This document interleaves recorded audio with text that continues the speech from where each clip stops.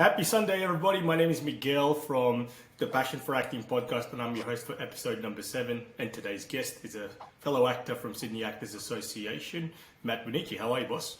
Hey, Miguel. How are you, mate? Happy New Year to you. Happy New Year. In fact, this is actually the very first episode of 2023 for the Passion for Acting podcast. And for those of you guys tuning in, I really appreciate it. And I'm pretty sure Matt actually appreciates it as well. Absolutely. And thanks for having me. Thanks for having me. Thanks for having me. Okay. Well, thank you for coming on board as well, especially last minute. But before we go further ahead into the questions, into the actual podcast interview, I'd like to mention that this episode is sponsored by Sydney Actors Association. And if you're an actor looking to sharpen their craft in any way, shape or form, actually visit the Instagram page on the description box below and tell them that Mighty Migs from Passion for Acting sent you, and hopefully something magical will happen between you and our friend Sam. Anyway, without further ado, how are you, Matt? Good, man. Good, thanks. Yeah, yourself? Not too bad either. Remember, this is your time to shine, and this is about you. So give us an introduction. It's a two-way street. Come on. Hey. Well, give us an introduction about yourself as a person and as an actor. So I guess born and raised in the Sutherland Shire, the Shire in Sydney, which for those that don't know, southern suburbs, kind of near Cronulla Beaches kind of area. So a great place to grow up, really. Quintessential Aussie kind of upbringing. I'm half Maltese in Australian, so born here, but I'm half Maltese, Maltese ancestry. And yeah, just grew up in the area pretty much. And, you know, I've taken time, I've lived overseas before in recent years, just before COVID, so done a bit of travelling and stuff like that. But yeah, certainly always been interested in being creative, whether it's, you know, obviously watching films as film lovers, as you are as well, and, you know, and trying to put my hand into acting and just being generally creative. You know, I studied, if you want me to talk about, you know, how I sort of came on this journey, I studied art and drama throughout high school, my high school years, which is kind of your formative years, you know, as most people will agree. And I went to a couple of drama schools in Sydney, way back, you know, in the late 90s, after finishing year 12. But I actually had a break from acting early on and being creative for quite a while, and just did the normal thing and got a 9-to-5 job, as a lot of people do. And I think some of that may have come from being a little scared of taking a leap, you know, and jumping into acting full time. But from a young age, I'd always been fascinated by films and books that create entirely new worlds, you know, and stories within those worlds for you to kind of imagine, right? So I guess books like, and I'm going back to my childhood here, so books like The Magic Faraway Tree, which a lot of kids when they're younger might have read, James and the Giant Peach, so Roald Dahl books, and The Wizard of Oz, obviously. You know, they're things that really get your imagination ticking over when you're really young as a kid. And that kind of, I guess, was a catalyst into how I felt about films when I was watching films. And just the imagination, watching that unfold in front of you. So I'm a person that is really visual. Like when someone's talking to me, I'm always asking, what's the colour, what's the texture, what's this and that. So I'm very visually based. So when I read something that's, you know, quite descriptive of time and place, I can really form a vivid picture of it and its inhabitants in my imagination. That's what I like to do. And even now, as a grown-up adult, I sometimes go to bed thinking about, you know, worlds that I'd like to create one day, and that sort of thing. So, you know, that's kind of why I started to get into acting after school happened, drama school, and then obviously I took a break. And I think I took a break from it because I don't think I was comfortable in my own skin when I was younger, if that makes sense. Like a lot of people, they kind of grow into themselves. Some grow into themselves younger, some grow into themselves a bit older. I think I'm more on the older side. I kind of took a while to get that confidence, if that makes sense, of being on stage or in front of a crowd or in front of a camera, and that sort of thing. So I think it's only in the recent couple of years, and since COVID, and since I came back from London, from living overseas, is I really started to be a lot more comfortable with myself, even though I'm in my mid-40s. But You're aging well, my friend. You're aging sorry? well. You're aging well. Oh, thank you. Thanks, mate.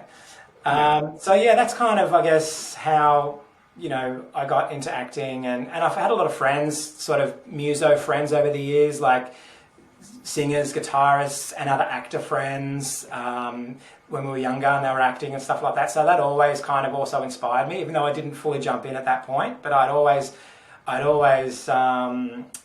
aspired to be like them, if that makes sense, back then. But even though I didn't have the confidence necessarily to jump in. Well, everyone's journey is actually different, So I probably started pursuing an acting career back in my early 20s as well. So I'm 38 now, and it's been a number of years, more than a decade at least. But you know what? It's just a journey, because just because you're taking longer to succeed doesn't mean you're actually it doesn't mean you're actually late. You know what I mean? Because everyone's journey is different. Because one of the things that I learned from one of my old mentors, in fact, the best manager I've ever had back in fitness first days, he taught me the Colonel Sanders theory. I'm talking about Colonel Sanders as in like the KFC founder, you know what I mean?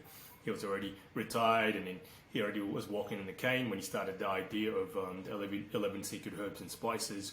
So each to their own, you know what I mean? So he still succeeded, you know, at an older age. But, I'm not saying that we have to wait until that long, but the thing is, it's a journey, you know what I mean? And success is different for everyone, right? Success is different for everyone. People want money, people want fame, people want just to be able to be creative or be themselves. They see different things as success, I guess. Yeah, I guess each to their own and stuff. Yeah. So, have you actually explained what inspired you to get into acting already, or can I ask? So, not quite. It is a bit of an answer. So, but I will get to the point of the story. But it's a longish answer. So earlier on, as I said, I didn't fully pursue acting because I was a bit scared, that sort of thing. So basically, I decided to put myself through film school in 2006, 2007 in a Sydney film school. It doesn't exist anymore, but it was at the Australian Technology Park at Redfern, where the old train sheds are in Redfern. Mm-hmm. And part of the course was we made a feature film as part of the duration of the course, which is great, right? You get technical aspects, you get to work with actors and stuff like that. So during the course, you got to choose what to major in certain aspects of filmmaking, like cinematography, lighting, writing, etc. So I chose, being very visually based and doing art through school, I chose to major in production design or art direction, right? Like so set design and all the locations and all that sort of stuff. So essentially I became in charge of the art department for the film school grad film back then. So then after film school, basically we did the thing, we shot the film, it was all great, looked all right. I probably wouldn't watch it again these days, but anyway. But after film school, a core group of us, filmmakers, kind of became friends, and creatives became friends, and decided to make our own micro-budget feature film after film school finished. So, which was basically released in 2012. It's on IMDb. It's only got like 5.7 out of 10 or something. It's not, I wouldn't rave too much about it. But anyway, it wasn't until going through all of that, and in recent years, knowing that, as I said to you before, I was becoming more comfortable with myself, that I thought it was time to give it a go on stage or in front of the camera. It was really time now to really give it a go. So, attending SAA, that's a good segue, attending SAA has only reinforced that for me over it's only been the last year or just over a year I've started going. It's probably my anniversary this week or next week since I've started going to SAA, which has really reinforced that there is something there that I need to discover and keep going with on the acting side of things. And how did you actually meet Sam, So during COVID, pandemic, the lockdowns, I started looking up some online, acting groups to try and exercise the acting muscles and all that sort of stuff, like a lot of people I'm sure did, and came across a number of them like Stage Milk, etc. And then I came across SAA on Facebook group, so I requested to join and I got accepted to join. So then I also knew someone who went to SAA, who I actually knew all the years back in film school. So Rahel Roman, who Sam kind of talks about sometimes, is becoming quite a well-known actor of late. He's been going to SAA for like 15 years, I think, on and off. So he was in our kind of filmmaking network from film school of friends all those years ago. But I hadn't been in touch with Rahel for quite some time, but found out he'd been coached by Sam for a number of years. So I thought, if it's good enough for someone like Rahel, then it's good enough, definitely good enough for me. So that's kind of how I got involved. I messaged Sam, and then I've been going there for just over a year now. And Sam is a great, great guy. And, you know, I guess what I like about going to the sessions or to the classes at SAA is, you know, Sam fosters this very, as you know, playful, non-judgmental environment, which is quite important, right? For all of us to, you know, discover things about ourselves and what we can individually bring to the table or for the characters that we inhabit, basically. Of and course. I find that it's a very loving, kind of happy, friendly, approachable environment for that. Yeah, I agree with you there, and that's the reason why I keep coming back and forth, back and forth. Of course, there's times when, or phases when I actually go away and come back after a month or two, sometimes even longer, because I like the atmosphere, you know what I mean? Because, you know, well, of course, there's other acting schools that have done, that have actually been through as well, but what I like about this one here, there's a lot of camaraderie, you know what I mean? And there's barely any egos as well, you know, so I've been to acting schools before where guys who you don't even know of, or even girls you don't even know of, they act like movie stars already. And it's just like, who the hell do you think you are? You're just coming to get some training. Imagine if you have that attitude in a boxing or kickboxing gym or an MMA gym, you're going to get your butt kicked, you know? So, but it is what it is. And that's the beauty about the SAA culture there and stuff like that, you know? And I like how upfront Sam can be. And when it comes to Sam, what is your... I'm pretty sure you've hired him for some self-tapes as well, like in the past, haven't you? Sorry? Have you hired him for some self-tapes in the past as well? I've hired him to do, like, I auditioned for an agent, and which I actually got an agent recently, like late last year, finally. So he helped in my preparation for my agent auditions, basically. Oh, wow. Can I ask who's the agent, or you want to... Sorry? Can I ask who your agent is, or you want Yeah, to... it's Agency 888. Agency 888. In Sydney. They're on the Gold Coast and in Brisbane. Not sure if they're in Melbourne, but they're in Sydney as well. In near Glebe. But yeah, they're pretty good. I've had a few auditions through them since I started. Yet to get something, but, you know, keep trying. Yeah, but Sam really helped with that, that audition process. And what did you have to do, like a monologue? Or... I had to do a monologue. They picked a monologue from Goodfellas. Wow. I know, a tough one. One of the ones of Ray Liotta's character in the film. And it's actually right towards the end, once he's ratted out the mafia and he's talking about how his life used to be and how his life is now, he's a bit of a schlep and he's kind of in the suburbs now in witness protection and his life is not as exciting as it used to be. So he's kind of complaining about that. So I had to do that, and yeah, it was interesting. They got me to do it a few different ways when I was in the agency doing the audition. They said, do it this way, do it that way. Kind of like what Sam does in class. He's like, now do this sort of flavour and maybe do this and think about this when you're doing it that way, that sort of thing. So did you have to perform that in Aussie dialect or US dialect, Italian American? Good question. I did the first one in like Australian accent. They said me just do a neutral. We wanted to see you do it in a neutral. And then I did it in American. I kind of did it in general American because I'm not too confident in doing like Bronx style, like, you know, New York. Yeah, I'm New York, I'm walking in. That sort of, you know, accent. I'm not too confident doing it. So That'll suit you when you're able to do it. You know? I think so. Like, yeah, that's what they said. They said if you can nail this, you know, the kind of New Yorker, you know, taxi driver's type accent. Or the mobster, you know. Or mobster, even. Yeah. They said, you know, some parts might start opening up. Of course. It's like, hey, sorry about to get so late. My name is Matt Bonnici, and I'm looking for an agent as a representative and an actor. I'll stab you in the neck with a pen. Like, hey. don't fuck with me and the boys. Okay? Yeah. I just walked. But I go with Ray Pesci on. Yeah, I wasn't sure about the swearing on here, so I was well, you like, can swear if you want. I mean, of course, keep it M-rated or PG. I keep it PG, or yeah, M-rated. Yeah. Yeah. Because remember, like, you can say whatever you want in this thing. I'm not going to get offended. Yeah. And hopefully the audience doesn't get offended after. But anyway, keep talking. But about SAA, like, before we move on, like, I guess, like, I equally love the fact that I've gotten to meet some awesome people like yourself and a number of others, lovely, talented people who are now becoming, friends of mine. So, I think it's a win-win. Like, it's not just going there for me. Like, for me, it's about fostering relationships and stuff like that, because these are the types of things, especially in this industry, that, can be have longevity, if that makes sense. Like, you could be working with people, you could be referred to other people through the people you meet. You just never know, right? Yeah, you're right, because reputation's one thing, eh? Because like you might have not met somebody, but if somebody says to you, "No, don't work with that guy or that girl," they're not easy to work with.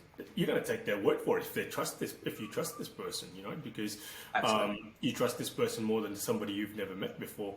But that's the thing, because it may or may not be true, because everybody's got a different opinion about certain people. But I'm not saying you have to, suck up to everybody, but just like, be civil, because even if you don't like somebody you're working with, just leave your dislike or your hatred out the door and then just learn to get along. You know what I mean?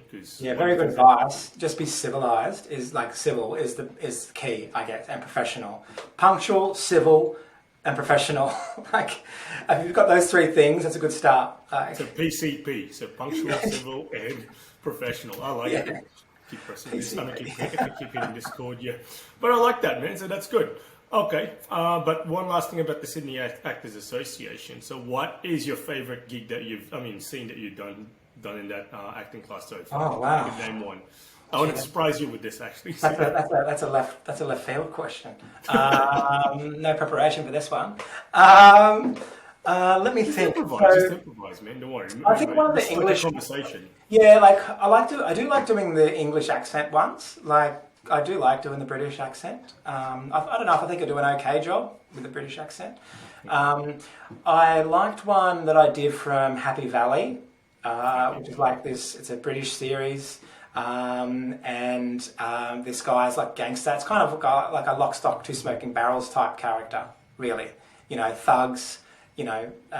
Taking down sort of pubs for protection, getting paid, all that sort of stuff. That sort of gig. So he's sort of a gangster type British. Well, that explains why you're actually the times I've heard you perform in UK dialect. I'm talking about either Cockney or somewhat posh, right? You can do it very natural. I mean, in most East London accent.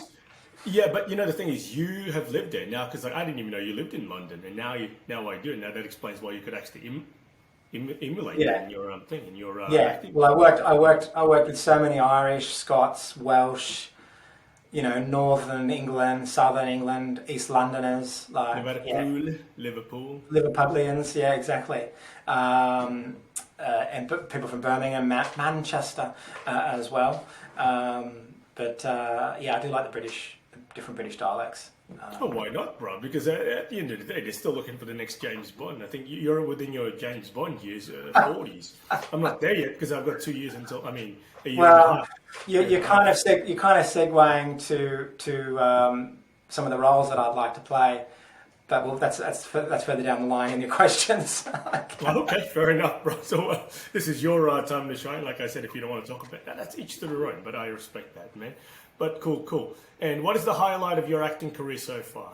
You can take as much time as you want for this section. I did think about this quite a lot when I was preparing for this, just thinking in my mind. For me personally, it's going to sound a bit schlocky, but I guess the highlight for me or the thing that I'm most proud of so far is actually discovering the fact that I can do this. And I might be able to become actually good at it. Is the thing. Like, there's some promise there, I think. And also that I can learn a script for a 2-hour-long play, right, on a stage play, and then just have it in my mind and actually go out on stage and perform lines for a 2-hour-long long plates. Discovering those things, you know, and also, you know, the fact that I can have a weird conversation with someone in front of a camera and make it look like just a regular, everyday conversation between two people, which is what watching a film or watching a TV show, you know, is supposed to embody, that sort of thing, right? You might be standing there in front of a camera, in your mind you're thinking, this is weird, why, this is just dress-ups and make-believe, it's all weird stuff. But I guess discovering that I can do that so far has been the highlight for me so far. I know that's kind of a real schlocky heartstrings answer, but that's, for me, it's a highlight. And because I'm at the start of the journey as well, I think, still. Of course, man. But at the same time, if I ask that same question to somebody else, they're gonna give me a completely different answer. So, and the funny thing is, they might think it's schlocky from their end as well. But the thing is, you got to think it's your unique answer, because that's just the way it is. Because at least as long as you're being honest, and I'm assuming you are, and that's all that matters. You know what I mean? You can't pretend like, oh, this is what I really like when I don't like it. You know what I mean? You have to be honest with your answer, and and I can tell that's actually your honest answer at the moment. And just to add to that, like, I guess, and discovering all those things that I'm capable of, I guess, it's made me more confident. Like, I still got some confident stuff to work through, but I know that I am becoming more confident as I just do more of it, and it is just doing more and more and more of it, and it's only gaining momentum. It's actually fueling my passion even more as I'm realizing, you know how you have that aha moment, things just, the gears in your mind just click and you kind of get it, and you kind of go, this is what I should be doing. I should be doing, you know, something creative, or I should be doing this, or I should be doing that. Doing it more is only, I guess, making me realize more and confirming more that I do love it, and this is what I should be doing. Of course, man, because one thing I learned about acting, or even filmmaking, or anything creative, right? It's like a sport. It's like fitness. You got to work on it for you to get better and better. Of course, you're going to have your ups and downs. There are going to be some days, oh man, I didn't nail that audition through that monologue. I didn't nail that two-piece person scene for that audition as well. But it's okay, because as long as you learn from these things, you're winning. You know what I mean? Because I go by that motto, and this is what you should be going by as well. I never lose. I either win or I learn. You know what I mean? So if you felt that you lost, you learn. Okay? It's a win-win situation. And in a lot of cases, you win through the hard way more than you do the easy way. You know what I mean? Because character development is actually through suffering. Of course, like, you know, us actors, especially like, you know, guys or girls who are just like, you know, feeling like they're not getting anywhere in life, it can be demoralizing, you know what I mean? But the thing is, you have to keep your eye on the vision. Why did you get started as an actor first? And is this really going to help you, you know, in the long run, having that mindset of, oh, I suck. But no, you have to keep going, you know what I mean? Through the thick and thin, because, you know, it's one of those professions. You have to be thick-skinned. And something that I've started doing of late, like maybe last year, halfway through last year, is when people ask me what I do, if I go to a party or something, they go, what do you do for a living? I've started to say, instead of saying, oh, I work in this job, I go, oh, I'm an actor first. Okay. And then I say, oh, but I do this to kind of supplement some income, sort of thing. It's important to say that too, like psychologically, to say that out loud, like to actually say this first and foremost, this is what I am, like this is what I do. Even though you might not be, you know, acting in a TV series, you know, 4 or 5 days a week at the moment, it's important to just say it out loud to people. So I just started to say that first rather than second. I do this. Oh, I know I also do a bit of acting. I used to say that, but now I'm like, I'm an actor, and I also do this. Like, of course, yeah, because like what you said, you know, confidence is something that you need to develop in most cases anyway. You know what I mean? Because like when you first started, like, you know, actually when you were in your early 20s, when you go into Sydney Film School, like it's one of those things where you're not so confident yet, because you're very green. But as time goes by, experience is actually the best teacher in general. You know what I mean? But in your case, if you're proud to say an actor, you go for it. You know what I mean? But it's different, because like, you know, you're a shyer boy, and it's a lot safer than the West, where I grew up in Parramatta. Okay. A lot more tall poppy syndrome out in the West. You know what I mean? Because I learned to say times I've said, I'm an actor, but I've gotten so much crap about it. But I don't care too much about that anymore. But in my case, I usually just keep it as a secret. You know what I mean? And people just find out through social media and all that stuff. when people ask me what I do for a living, of course, I'm proud to say I'm an actor first. I'm an actor more than a personal trainer because I am more passionate about acting. But I usually just hide that acting side of things just to keep them intrigued. So, especially the ladies, yeah. But in my case, people aren't necessarily going to bash you now, Miguel. You look a bit more intimidating. Like now, you're looking quite, you're quite bulky, quite muscly. People are. I don't think I don't think you have to worry. It's just the shirt. It's just the shirt. Yeah, because I usually say something along the lines, oh, well, I'll give you a clue. Well, I help people lose weight and keep it off. And they're like, oh, personal trainer. Yeah, that's it. Because it's just like, keep them intrigued, you know what I mean? So, but then a lot of times people find out through social media that I am a performer and actor just like yourself. But each to their own, because it's not like I'm keeping it as like I'm afraid there's a secret. But the secret of, let them find out themselves. But when people find out without me telling them, they're more intrigued about it. You know what I mean? So but it is what it is. But and one thing I forgot to put in the podcast structure: who is your favorite actor, and what is your favorite movie? Oh my god! For a film buff, that's a very hard question, as most film buffs will attest to say what's your favorite movie. Favorite actor: Marlon Brando, definitely. Alive actor, I would say someone like Gary Oldman. Look out, Dracula. Gary Oldman. Yeah, he's just have a look at his portfolio. He just can do anything. Like he's not a real, as you know, he's not really ripped. He's not a real muscly guy or athletic, but he's just transformative. Like he's just amazing. Like anything he does. So yeah, Brando definitely, because Brando, I guess, started the whole revolution on how men, I guess, are perceived on film. Because he was quite muscly when he was younger. He was quite, intimidating to look at. Obviously, Streetcar Named Desire, he played this ogre of a character, this, overbearing sort of male, alpha male sort of character. But then in some of the other movies, he had quite tender moments, which a lot of men hadn't really played to up until that point. Actors like him and Oldman for me. King. Speaking of Oldman, I was watching Air Force One on my trip on the way back from Manila to Sydney, right? And I had no idea that was actually Gary Oldman, the bad guy, the bad Russian guy. And I'm just thinking, why didn't I actually pick that was Harrison Ford and Gary Oldman, yeah. Yeah, I didn't actually recognize it's the same guy who actually played Dracula and what else is there? Winston Churchill recently, in recent years. He played Mank in a film for Netflix, I think for David Fincher, one of my favourite director, last year or something. He played a character writing the script for the movie Citizen Kane. It was a great film. Every film buff should watch Citizen Kane. I haven't watched it for a while. I don't even think I've seen that at all. Orson Welles. It's still hailed as kind of the greatest film ever made. Still to this date.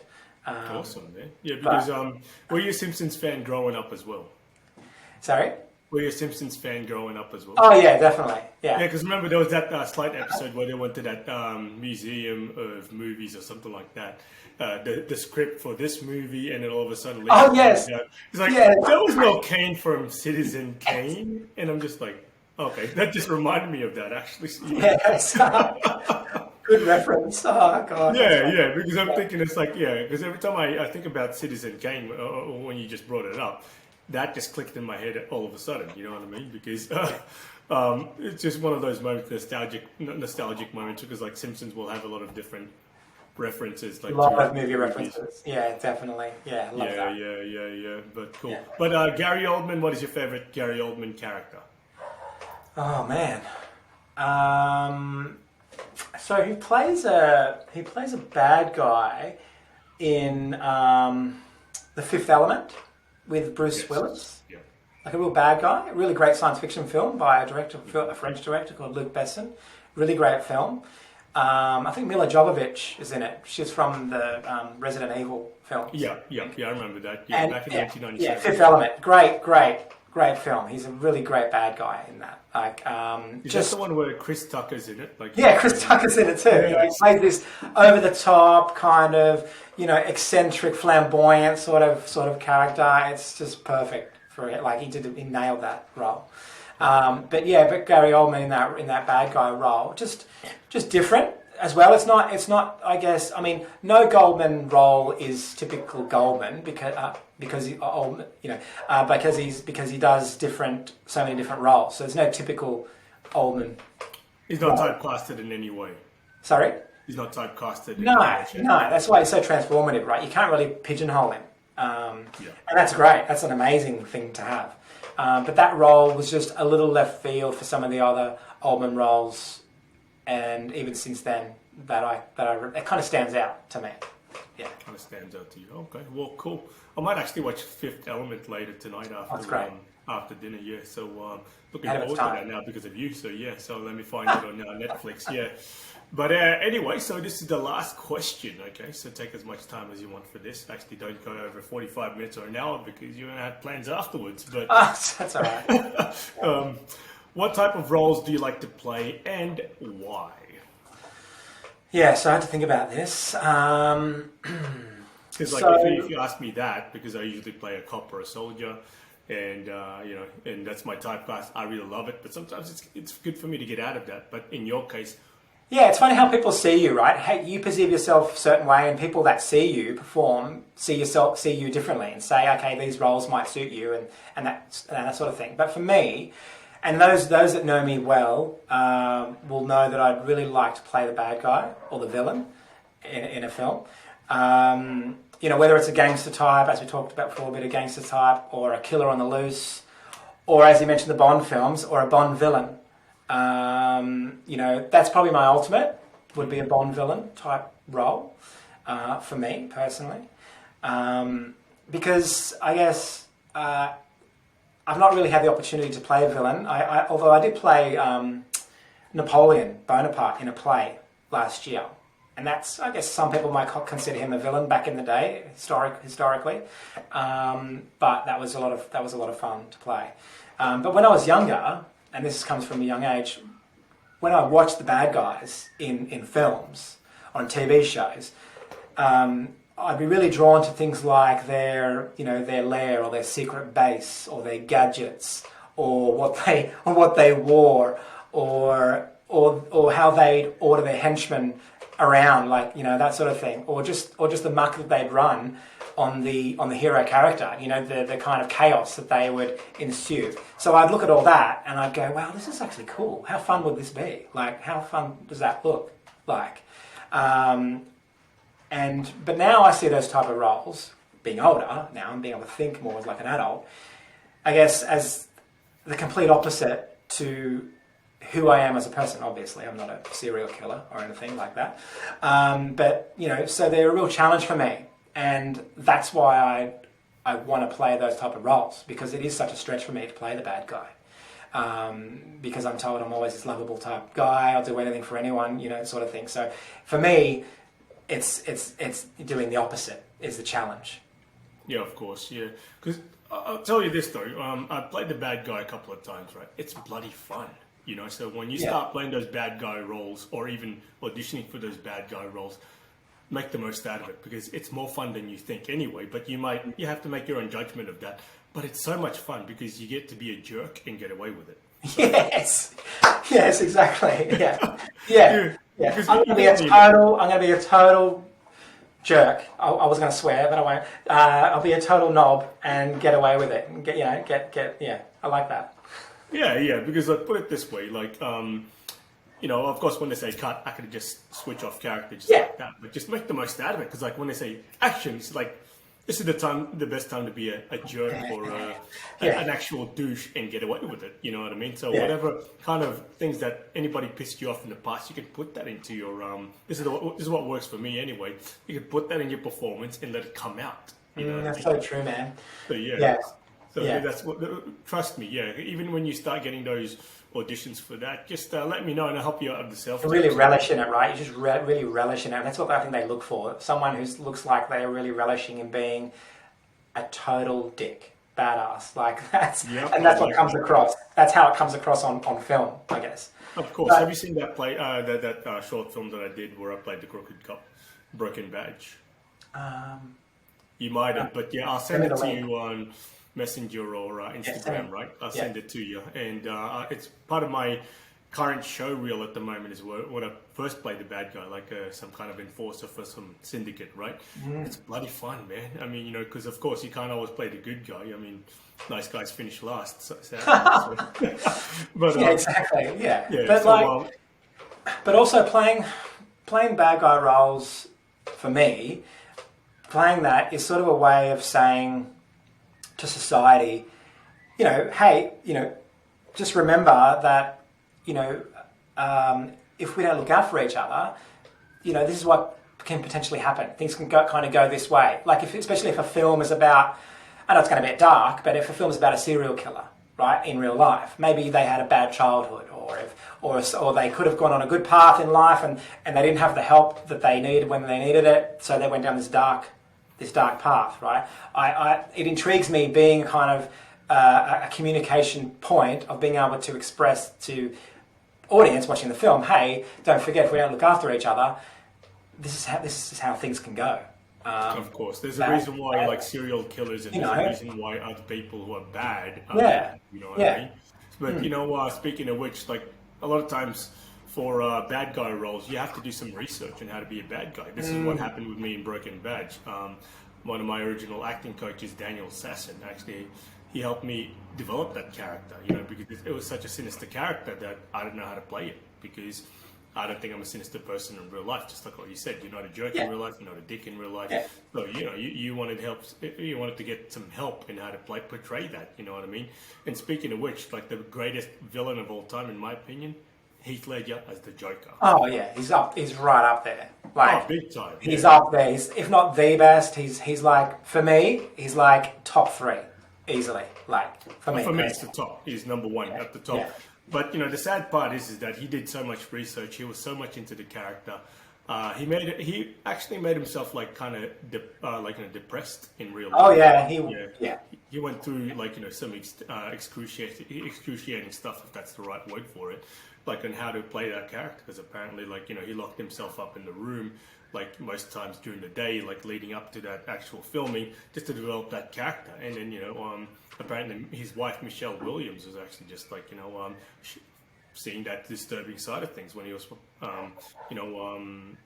on before he actually got on set. You know what I mean? Yeah, and some argue that may have had something to do with the way things went, leading to the events of his death potentially. There's people that say no, it didn't. There's people that say maybe it did. I don't know, but Well, from one source that I actually trust, they actually said that it was his prescription medication from depression, antidepressants, and he mixed it up with alcohol and and all that stuff. He was actually a bit of a drug addict, like a narcotic addict as well in real life. So who knows, right? But the thing is, rest in peace, Heath. Thank you for giving us that. So much potential. Yeah, amazing. Yeah, exactly. Yeah. Because this is one guy who they said that he's always going to be a heartthrob. Even back in 10 Things I Hate About You, people said that he was never going to be a bad guy. You know what I mean? But greatest. I thought he was going to be the next Brando. I thought he was going to be the next Brando. He had that potential. Like, actually, yeah. When you said Brando just there, I remember that's how he got the voice of Joker when he imitated Marlon Brando's voice. Like there was, the way he was performing. yeah, like the whole Godfather thing. Like, Yeah, it's like whatever doesn't kill you makes you. Yeah.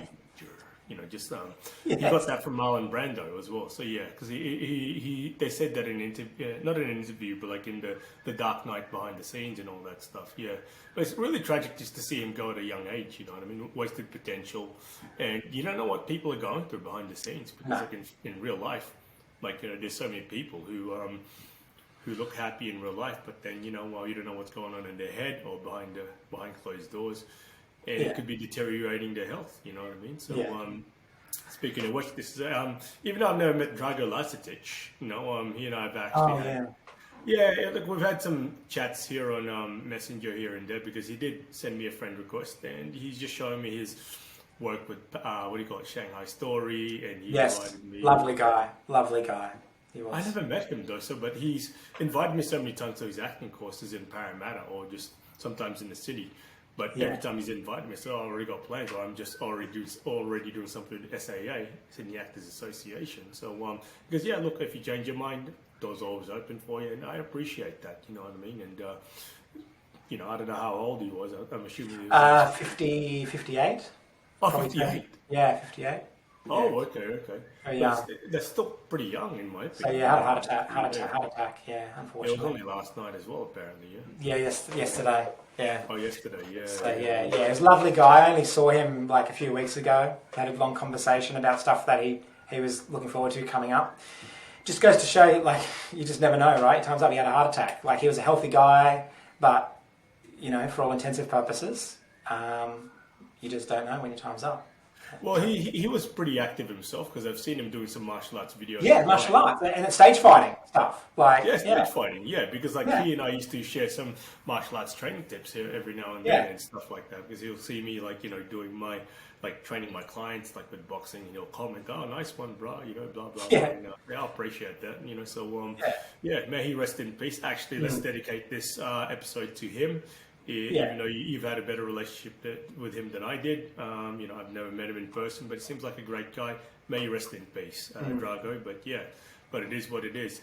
But any closing thoughts you'd like to give to the audience before we conclude? I guess, I know something I mentioned to you, I guess this year, just for stuff that's coming up for me, that I'm going to be trying to do this year, I'm actually looking at making my first short film as a writer-director myself. Awesome. Yeah, so I'm planning it. So my main influence, my favourite director is David Fincher, who makes a lot of psychological and thriller films like Seven and Zodiac, Gone Girl, all these great thriller sort of films.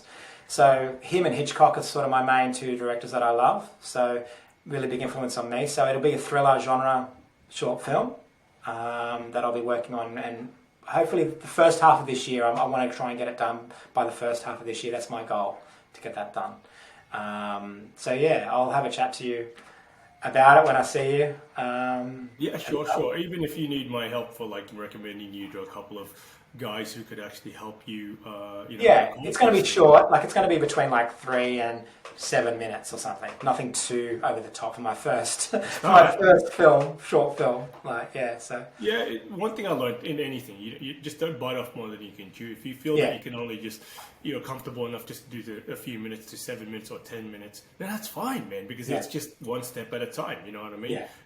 As time goes by, just like your acting muscles, your creative muscles will only get better as time goes by. You're going to realize the mistakes or what you could do better in the next gig. But that's okay, man, because people let's say, who's a good director, like Steven Spielberg, I don't think that he was a good director overnight. I'm pretty sure he had his mistakes and he's had his trial and error, but he knows what actually works for him, you know what I mean? So if you take a look at David Fincher, for example, your favorite director, if he was a novice kind of director, he wouldn't have directed my favorite Brad Pitt movie, which is Seven.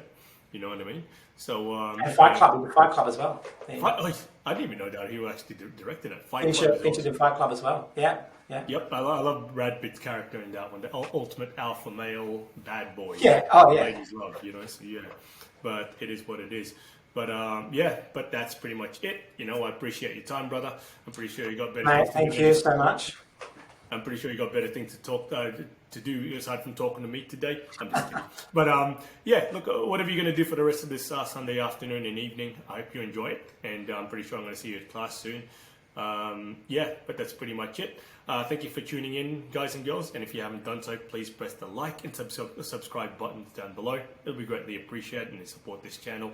Until the next episode, stay safe and Happy New Year in 2023. Maybe your best year yet. Adios. See you, man. See you, mate. Bye-bye. Okay, don't leave just yet.